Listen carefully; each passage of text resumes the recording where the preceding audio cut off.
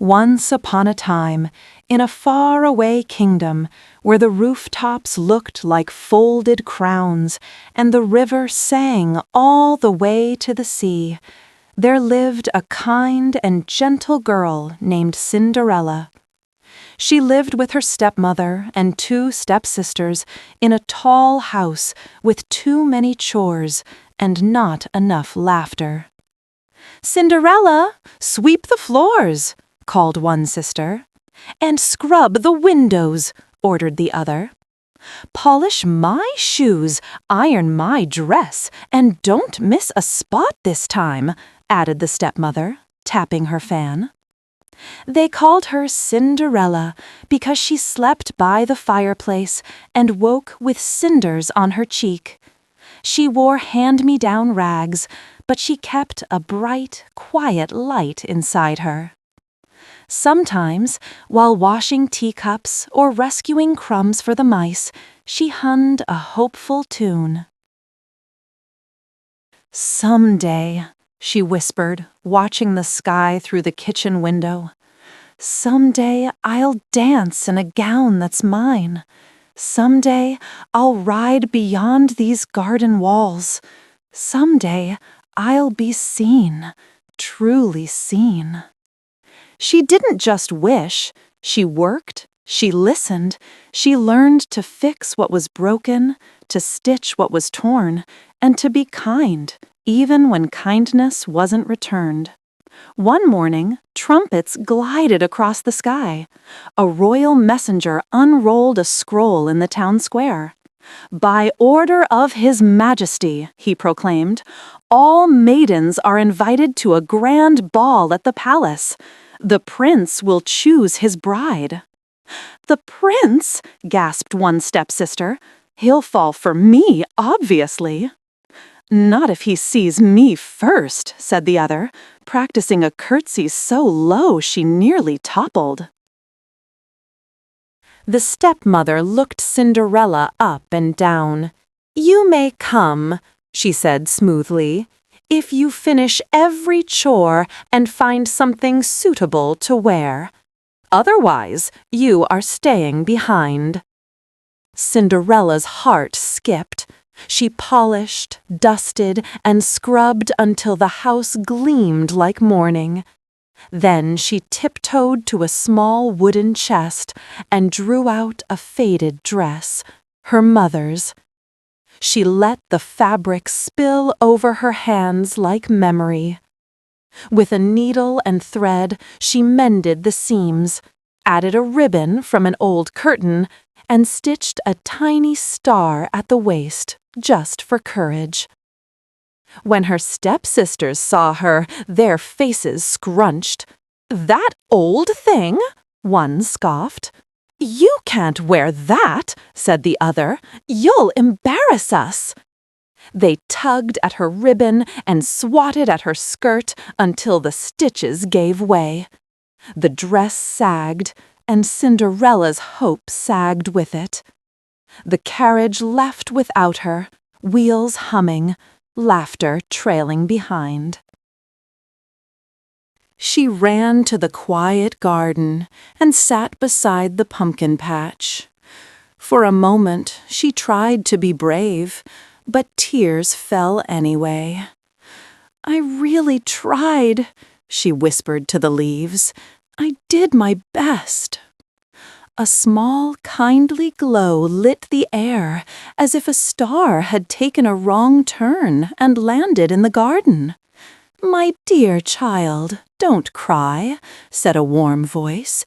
"You shall go to the ball." Cinderella blinked. Who are you?" "Your fairy godmother," the glow said, and there she was, a plump lady with twinkling eyes and a cloak that looked like the night sky.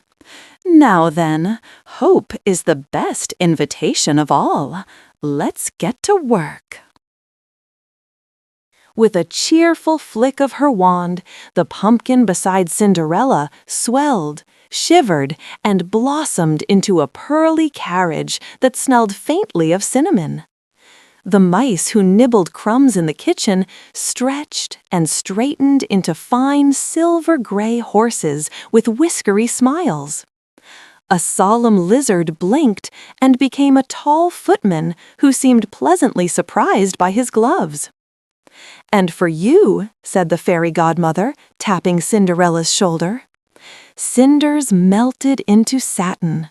Rags became a gown that caught every star in the sky and wore them like sequins. On Cinderella's feet appeared 2 glass slippers, as light as laughter. "Now listen closely, dear," said the fairy godmother. "Magic is a guest, not a roommate. It must return home by midnight. When the clock strikes 12, the spell will fade." "I'll remember," said Cinderella, touching the tiny stitched star at her waist. "Thank you, thank you." The horses tossed their manes. The driver opened the door with a bow. And off she went, the pumpkin carriage rolling over moonlight. At the palace, chandeliers rained diamonds of light, and music fluttered through the air like friendly birds. When Cinderella stepped inside, the room fell very softly quiet. "Who is she?" someone whispered. "She's glowing," breathed someone else. The prince, who had been politely listening to 3 different conversations at once, turned. He wasn't dazzled by the sparkle. He was struck by the way her eyes looked curious and brave, the way she stood as if the floor belonged to her, too. He bowed. "May I have this dance?" "You may," she said, smiling. They spun across the marble like 2 pages of the same story. They talked of silly things, the cook's enormous hats, a frog who refused to leave the fountain, and of true things, kindness, courage, and the way the sky feels wider when you believe you belong under it. "You're not like everyone else," the prince said, half wondering. "I think everyone is like everyone else, once you listen," Cinderella replied, "but I am learning to listen to myself, too." They laughed, they danced, and all the while, in the corner of Cinderella's mind, a clock ticked. When the hands crept toward 12, she gasped, "I must go." "Wait," the prince reached for her hand. "I don't even know your name." Cinderella looked back with a grin that felt like a promise. "Someday," she said, and hurried down the grand staircase. In her haste, 1 glass slipper slipped free and tumbled, chiming like a bell against the steps. She didn't stop. The clock struck 12, and the world shimmered. Carriage to pumpkin, horses to mice, gown to gentle rags, and Cinderella ran home laughing at the miracle that had happened at all. The next day, the kingdom buzzed like a hive. "The prince will find her," people said. "The girl who fits the slipper shall be his bride." From castle to cottage, the royal search went on.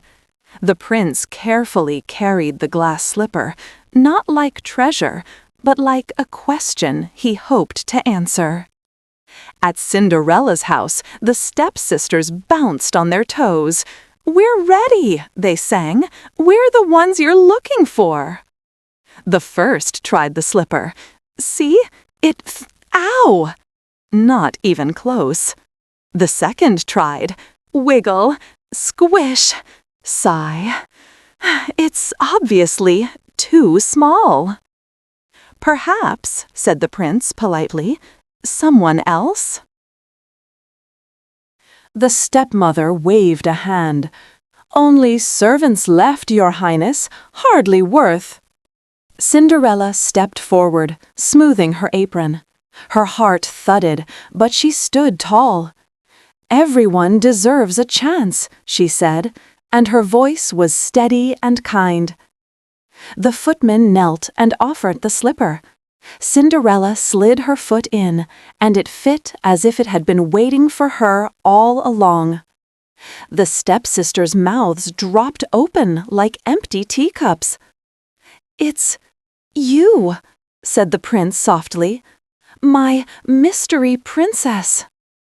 "Yes," Cinderella said, smiling. "It's me." The prince didn't cheer, he didn't grandly scoop her up. He just looked relieved and happy, the way people look when a truth they hoped for turns out to be real. "I searched for someone kind and true," he said later. "Someone who speaks her heart and sees with hers. I'm glad I found you." The palace bells rang, and the whole kingdom came out like sunshine after rain. There was a celebration with music like balloons, cake as tall as a door, and dancing that felt like flying. Even the mice got a crumb or two and wore tiny ribbons for the occasion. Cinderella took a breath and looked around at the bright swirl of it all. Once she had whispered dreams into the night. Now she was living them in the day. But the best part wasn't the gown or the castle or even the dance. The best part was the courage she'd found, the voice she'd used, and the kindness that had brought her this far. She visited the tall house with too many chores and not enough laughter. Her stepmother and stepsisters fidgeted on the sofa, their pride crumbling into quiet. "We were unkind," said one, picking at a loose thread. "We were unfair," said the other, softer. Cinderella listened. "I forgive you," she said gently. "I'm choosing a life filled with kindness, love, and joy. You can choose it too."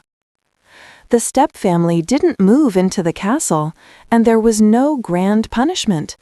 Instead, there were small changes, the hardest kind. Please and thank you became regular visitors. The broom was shared. The front door opened more often for neighbors.